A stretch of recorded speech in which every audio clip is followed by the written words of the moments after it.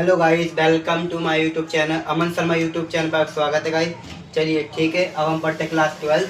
आज हमारे चैप्टर का नाम है राजा किसान और नगर। ठीक है, आज हम राजा किसान और नगर के बारे में पढ़ेंगे। ठीक है गाइस, चलिए अपना चैप्टर स्टार्ट करते हैं। ठीक है, चलिए। हड़प्पा सभ्यता। जैसे कि आप सब जानते ही हो कि हमने हड़प्पा के पहले चैप्टर में ईंटें मन के तथा सत्या के बारे में पढ़ा था। ठीक है, वो हमने एआई की वीडियो बनाई थी, आप सब ने देखी हो, देख लेना, फिर आपको समझ आ जाएगी। ठीक है, चलिए। आपने पढ़ा था कि जैसे कि हड़प्पा सभ्यता थी वो समाप्त कैसे हुई। समाप्त हो गई थी जब बाढ़ आ गई थी, या जलवायु में परिवर्तन आ गया होगा, या महामारी आ गई होगी, या विदेशी आक्रमण हुआ होगा। अनेक कारण है। ठीक है, चलिए अब हम ये पढ़ते हैं। जब हड़प्पा सभ्यता खत्म हो गई तब क्या हुआ। ठीक है, जब हड़प्पा सभ्यता खत्म होने की एक नई दुनिया, खत्म होने के बाद एक नई दुनिया कैसी थी। ठीक है, चलिए।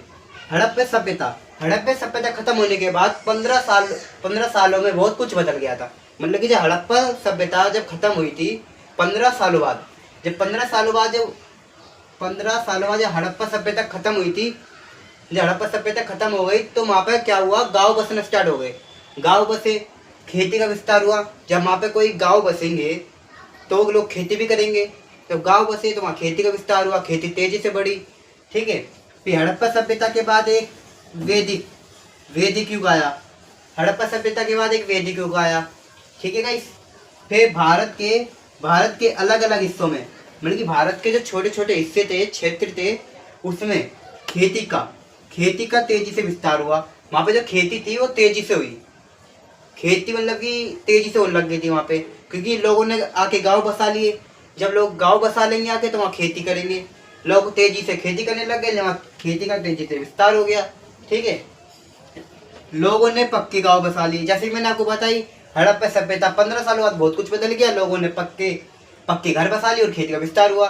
जब हड़प्पा सभ्यता खत्म हो गई तो एक वैदिक युग आया। वैदिक युग, ठीक है, इसे याद रखना गाइस। एक हड़प्पा सभ्यता खत्म होने के बाद एक वैदिक युग आया। फिर भारत के अलग अलग हिस्सों, मतलब अलग अलग छोटे छोटे क्षेत्रों में खेती तेजी से विस्तार हुई, मतलब तेजी से फैली। ठीक है, लोगों ने गांव में पक्के गांव बसा लिए, मतलब पक्के घर बना लिए। ठीक है, वैदिक युग। जब वैदिक, जैसे हमने पढ़ लिया वैदिक युग वह समय था जब गिर त्रिक युग त्रिगवेद युग, मतलब कि त्रिगवेद और अन्य वेद लिखे गए। मतलब कि जो वैदिक युग है, वैदिक युग में त्रियुग और वैदिक युग लिखे गए थे। ठीक है, उदाहरण के लिए। चलिए अब हमने जो पढ़ा था, हम एक उदाहरण की तरीके से पढ़ लेते हैं, उदाहरण के जरिए समझ लेते हैं। ठीक है, जैसे कि एक पुराना घर होता है, उसे जब वो पुराना घर टूट जाता है, उसकी जगह हम एक नया घर बनाते हैं। वैसे ही एक पुरानी सभ्यता खत्म होने के बाद एक नई सभ्यता उभरी। ठीक है, चलिए। जैसे पुराने टूट चुके घर की जगह एक नया घर और सुंदर घर बनाया जाता है। ठीक है, वैसे ही एक नई सभ्यता उभरी। ठीक है गाइस, अगर इसमें यहाँ से लेके यहाँ तक किसी को डाउट है तो कमेंट कर सकते हो। ठीक है गाइस, आप फिर एक छोटा सा कमेंट करना गाइस अगर आपको वीडियो अच्छी लगी हो। ठीक है, अगर मैं किसी को भी कुछ समझ नहीं आया तो आप कमेंट कर पूछ लेना। ठीक है गाइस, चलिए अब हम पढ़ते हैं आगे। जैसे कि आप सभी को उदाहरण के साथ मैंने बता ही दिया कि जब हड़प्पा सभ्यता खत्म हो गई तो क्या क्या हुआ। ठीक है, चलिए अब हम आगे बढ़ते हैं। जेम्स प्रिंसेस, मतलब कि जेम्स प्रिंसेस के नाम के एक इतिहासकार थे जिन्हें इतिहास के जासूस के नाम से जाना जाता था। ठीक है, चलिए अब आगे बढ़ते हैं। जेम्स प्रिंसेस, मतलब जो जेम्स प्रिंसेस नाम के जो अंग्रेजी अफसर थे, उन्होंने 1838 में पुरानी लिपियों को पढ़ लिया। मतलब कि जो जेम्स प्रिंसेस थे, उन्होंने इन्होंने 1838, ये अंग्रेजी अफसर थे जिन्होंने 1838 में पुरानी लिपियों को पढ़ लिया। मतलब कि इन्होंने यह पता लगाया कि जो पुराने पत्थर है उन पे क्या लिखा हुआ था, यह इन्होंने अध्ययन किया 1838 में। ठीक है, चलिए। उन्होंने देखा कि ज़्यादातर पत्थरों पर, मतलब कि जो जेम्स प्रिंसेस थे, इन्होंने देखा कि ज़्यादातर पत्थरों पर एक ही शब्द लिखा हुआ था।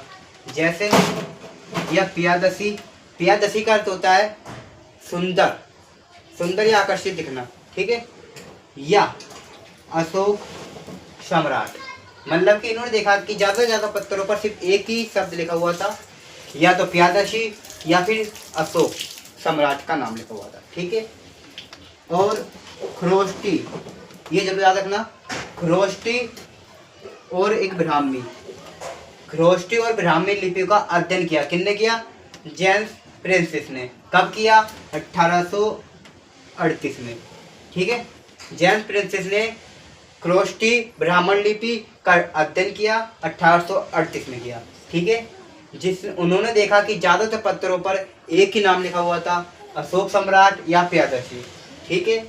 और जेम्स प्रिंसेस नाम के अंग्रेज अफसर थे जिन्होंने 1838 में पुरानी लिपि का अध्ययन कर लिया। ठीक है। 16 बड़े महाजनपद। ठीक है। चलिए अब हम पढ़ते हैं 16 बड़े महाजनपद। ठीक है। आपको पूरे 16 महाजनपद याद रखने की जरूरत नहीं है। ठीक है। कुछ इंपॉर्टेंट होते हैं वही हम पढ़ लेते हैं। ठीक है। चलिए जो हमारी एनसीईआरटी में दे रखे हैं उसके अनुसार पढ़ते हैं। ठीक है। चलिए पहला है भज्जी। पहला जो महाजनपद है भज्जी, दूसरा मगध, तीसरा कौशल, चौथा क्रूर, पांचवा पांचाल और छठा मगध। ठीक है। पहला भज्जी, दूसरा मगध, तीसरा कौशल, चौथा कुरु, पांचवा पांचाल और छठा मगध। ठीक है। अब सवाल ये उठता है जब ये 6 महाजनपद है तो ये इतने शक्तिशाली क्यों है? ठीक है। मतलब कि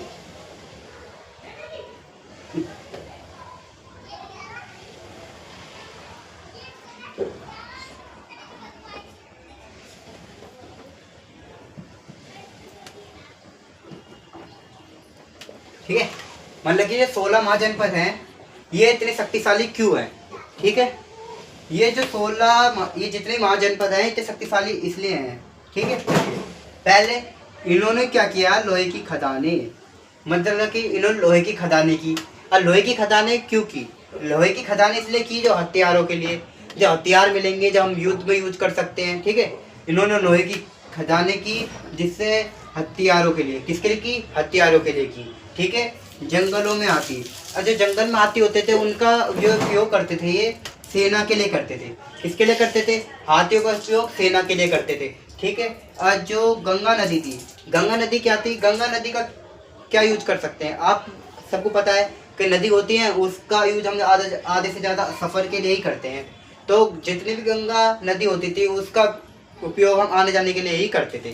ठीक है। जैसे कि व्यापार करते थे, ये लोग व्यापार करते होंगे तो उसके लिए आना जाने के लिए करते होंगे इसका उपयोग। ठीक है। और जो सबसे नंबर 1 जो राज्य था, नंबर 1 जो राज्य था वो मगध। कौन सा था?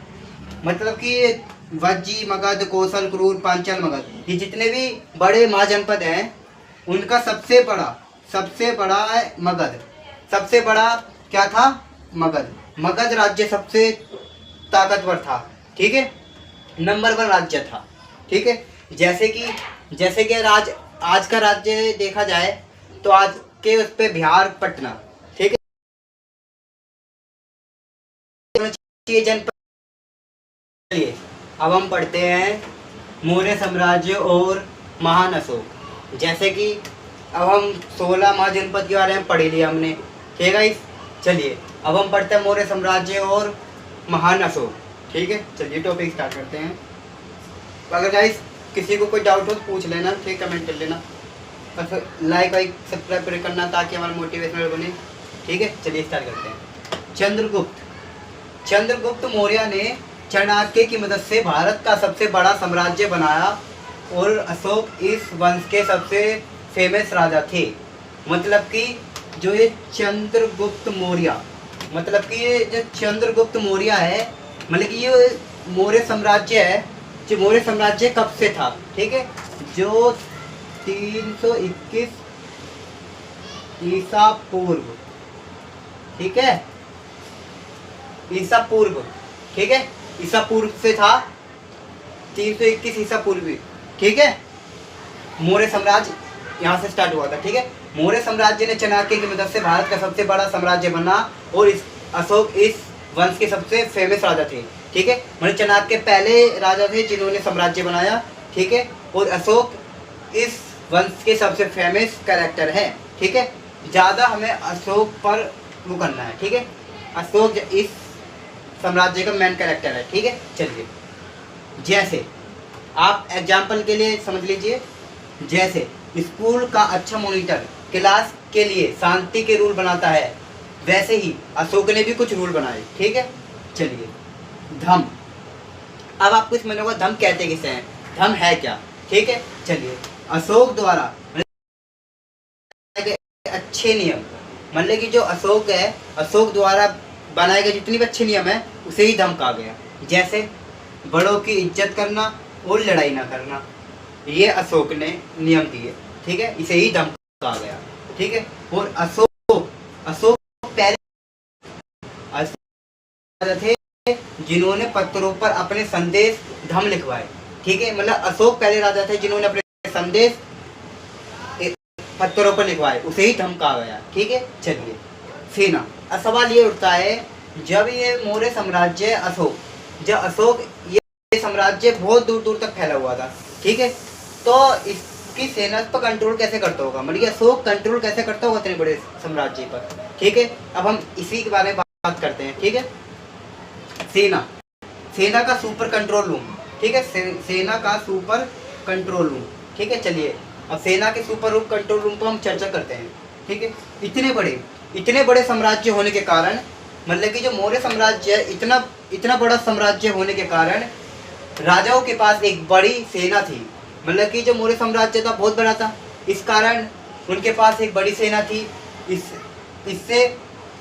इसमें अच्छी चलने के लिए, मतलब कि इसे चलाने के लिए बहुत बड़ा राज्य था तो सेना की तो आवश्यकता पड़ती, और इसे चलाने के लिए एक बड़ी कमेटी, मतलब इसे चलाने के लिए एक बड़ी कमेटी थी और 6 छोटी कमेटी थी। ठीक है, मतलब छोटी कमेटी टीमें थी। ठीक है, चलिए कंट्रोल बॉर्डर कंट्रोल रूम। ठीक है, चलिए नाव सेना। जैसे कि नाव सेना के बारे में आप जानते ही हो, जैसे कि इनके पास कुछ स्पेशल सेना थी। नाव सेना से आप क्या समझते हो, नाव सेना क्या होता है, जैसे कि पानी में चलती हैं, गाड़ी उड़ी चला के बिजनेस करना, तो उन पर नाव सेना थी। कोई भी अगर युद्ध करता था, कोई नाव के सहारे, मतलब कि कोई नदी के किनारे, नदी के जरिए से युद्ध करता है तो हम कैसे लड़ेंगे। ठीक है, तो जब भी कोई नदी के किनारे से वार करता था तो ये नाव सेना जाती थी, नाव सेना उसे संभाल लेती थी। ठीक है, वो पैदल सेना, जब कोई आमने सामने युद्ध करेगा तो एक पैदल सेना थी जो जमीन पर चलती थी, उसे पैदल सेना कहा गया। ठीक है, जैसे आम जनता या पुलिस ये पैदल सेना में आ सकती है। ठीक है, और यातायात या खाना सेना। और ये खाना सेना क्या है, इनकी जिम्मेदारी थी खाना, मतलब कि सभी सैनिकों तक खाना पहुंचाते थे, इनकी जिम्मेदारी ये थी। ठीक है, और घोड़े सेना, जैसे भी आप सब जानते हो युद्ध करते हैं तो हमें घोड़े की आवश्यकता पड़ती है। ठीक है, उस पर घोड़े पर सवार होकर युद्ध करते थे ये लोग। ठीक है, हाथी सेना। अब आपको पता ही है हाथी तो बहुत जरूरी है, जब भी युद्ध होते थे तो हाथी का यूज इस्तेमाल करते थे। ठीक है, नेगनेस्टीज। ठीक है, ये मेन कैरेक्टर है, इसे इन्हें भी याद रखना। नेगनेस्टीज ये एक विदेशी दोस्त। चलिए गाइस, अब हम पढ़ते हैं। हमने मौर्य साम्राज्य के बारे में पढ़ लिया। ठीक है, मतलब कि जो वो चंद्रगुप्त मौर्य था और अशोक था, वो अपने साम्राज्य को कैसे संभालता था, अपनी सेना को कैसे संभालता था, ये हमने जिक्र कर ही लिया। ठीक है, कौन कौन सी सेना थी, कैसी थी, क्या काम था, हमने ये सब पढ़ लिया। ठीक है, चलिए अब हम पढ़ते हैं भगवान जैसे दिखने वाले राजा।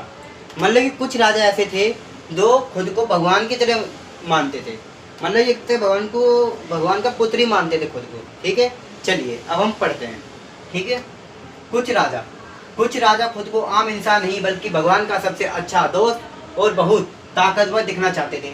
मतलब कुछ राजा ऐसे थे जो भगवान की तरह ताकतवर दिखना चाहते थे। ठीक है, चलिए कुछ राजा खुद को आम इंसान नहीं बल्कि भगवान का सबसे अच्छा दोस्त और बहुत ताकतवर दिखना चाहते थे।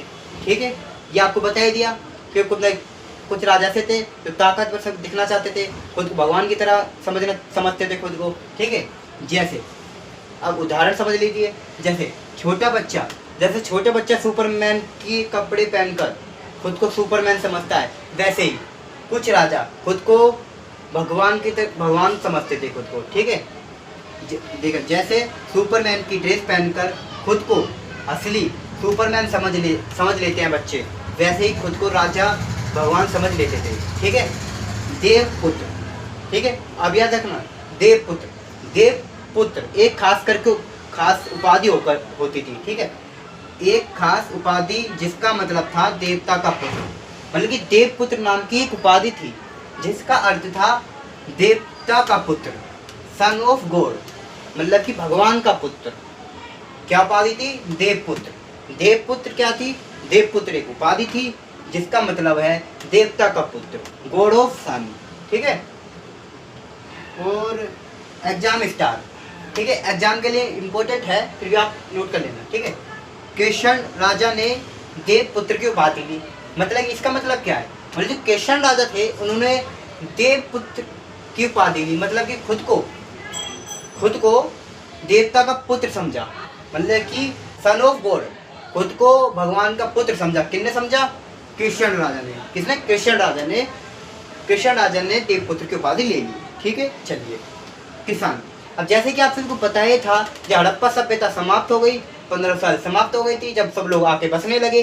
ठीक है, चल अब जैसे कि आपको तो पता ही है, किसी भी देश में अगर जनसंख्या बढ़ जाए तो खाने का इंतजाम करना ही होता है। ठीक है, ऐसे कब हुआ? मौर्य साम्राज्य में। ऐसा ही मौर्य साम्राज्य में हुआ जब सब लोग आके जैसे 16 महाजनपद थे, सब लोग आके वहाँ रहने लगे, बसने लगे, जनसंख्या बढ़ गई। ठीक है, जनसंख्या बढ़ने के कारण ज़्यादा खाना चाहिए था, जनसंख्या बढ़ गई तो ज़्यादा खाना चाहिए था, इसलिए किसानों ने वहाँ पे, जब जनसंख्या बढ़ने के कारण ज़्यादा खाना चाहिए था, इसलिए किसानों ने ज़्यादा अनाज उगाने के लिए नए और स्मार्ट तरीके खोज निकाले।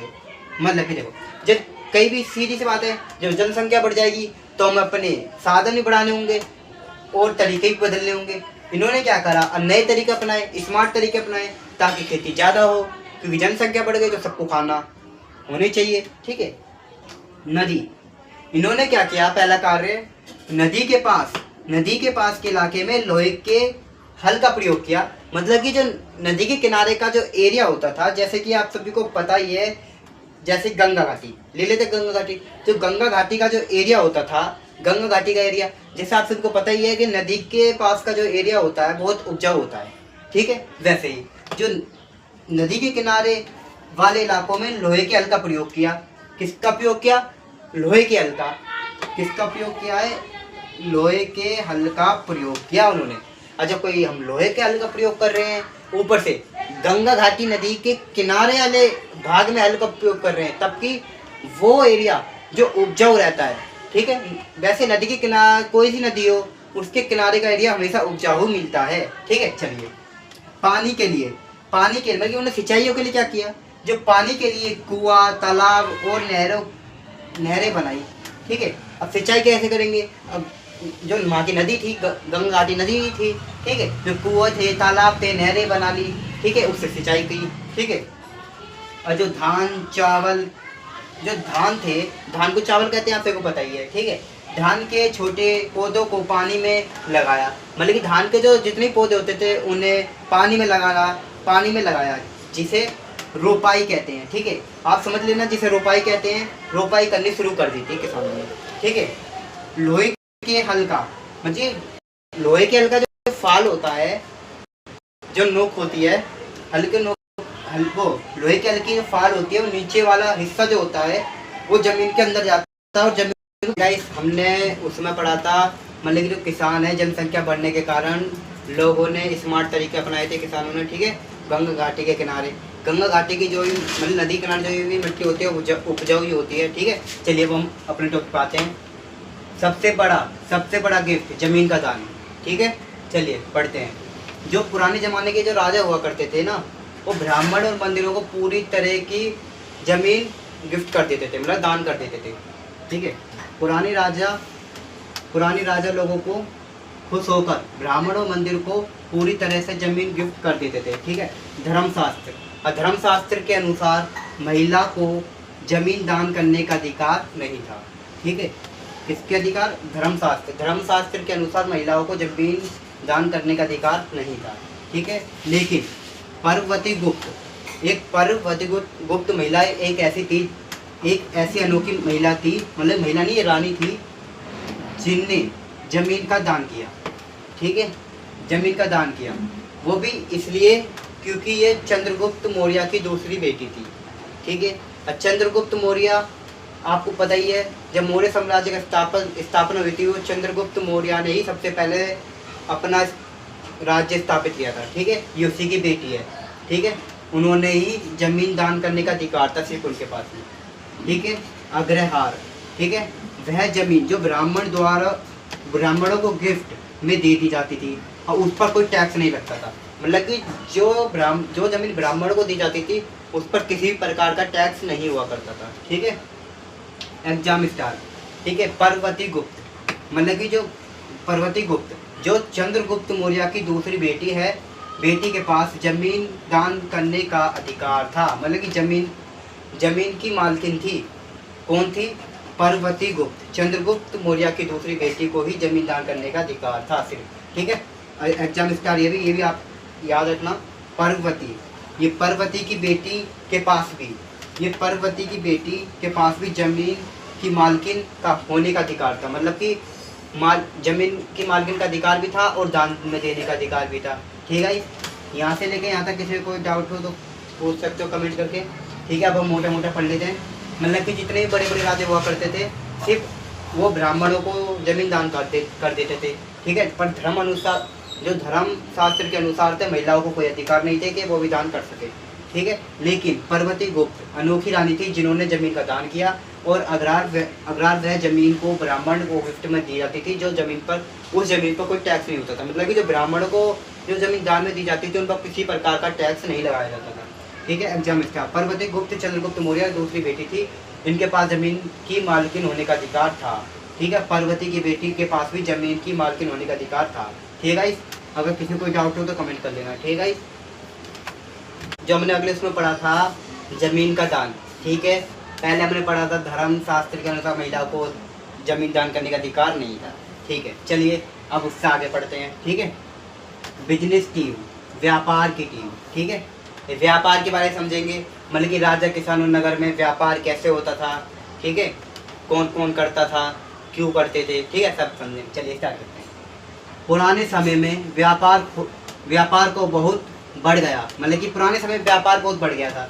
हैं, लोग नदी और समुद्र के रास्ते से दूसरे देश जाकर अपना सामान बेचते थे। मतलब कि पुराने ज़माने में व्यापार तो बढ़ गया, पर लोग नदी और समुद्र के रास्ते से जाकर अपना सामान बेचते थे। ठीक है, और किस किस चीज़ का व्यापार करते थे? नमक, कपड़ा, धातु और काली मिर्च का व्यापार बहुत तेज़ी से था। मतलब कि जो ये नगर थे इसमें किस किस का व्यापार होता था? नमक, कपड़ा, धातु और काली मिर्च का व्यापार होता था। व्यापार ने काम को बहुत आसान बनाने के लिए था। मतलब कि जो ये व्यापार था, ये व्यापारियों ने काम को आसान बनाने के लिए थे।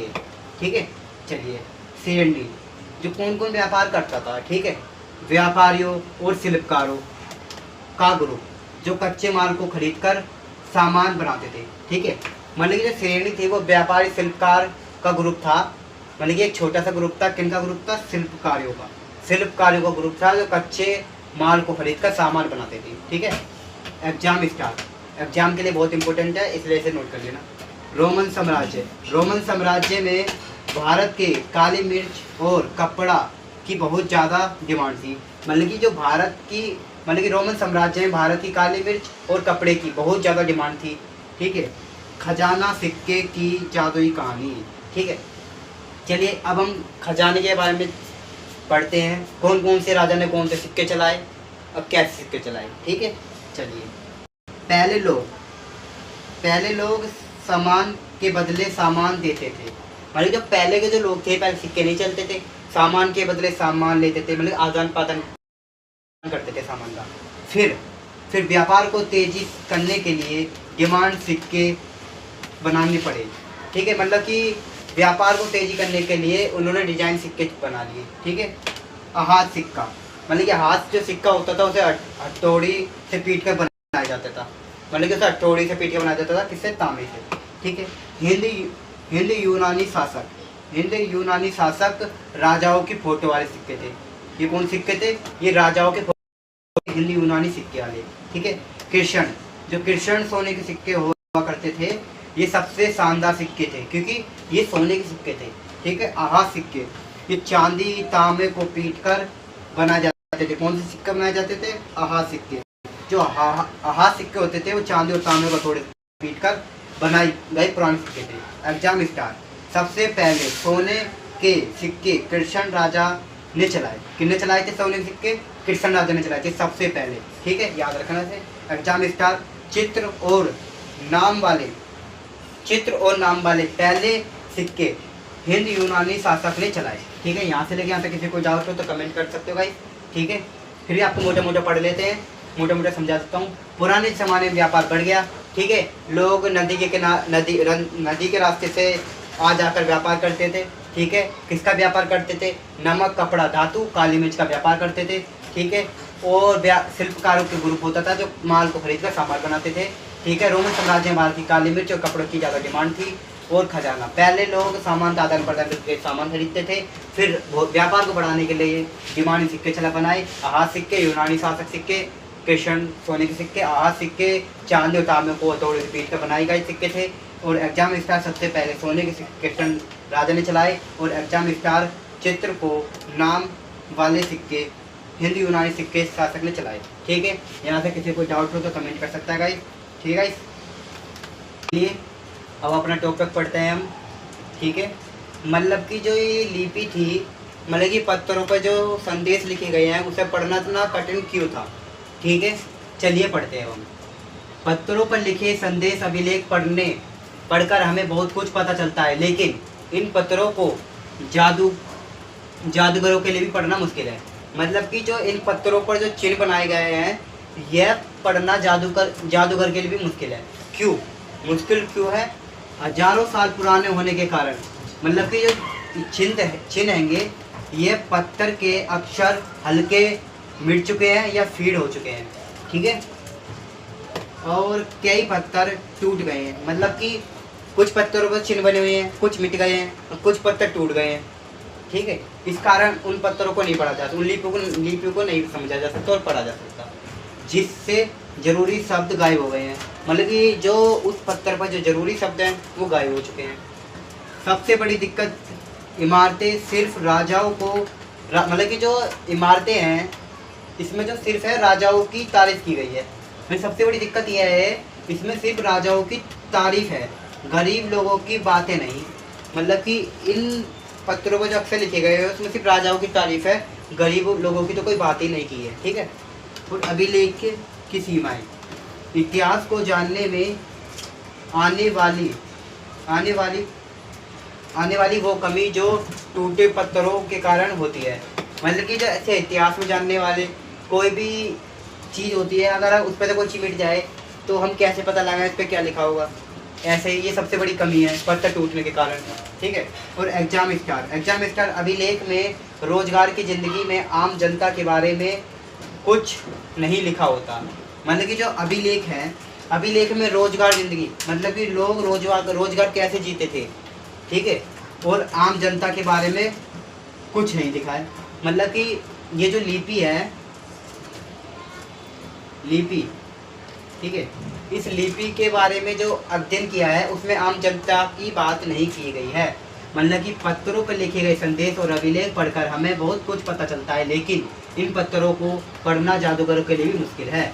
ठीक है गाइस, ये पूरा चैप्टर खत्म होता है। अगर किसी को भी इस चैप्टर में कोई डाउट हो तो कमेंट करें, सब्सक्राइब करें। ठीक है, यहाँ से लेके यहाँ तक किसी को डाउट हो तो पूछ सकते हैं।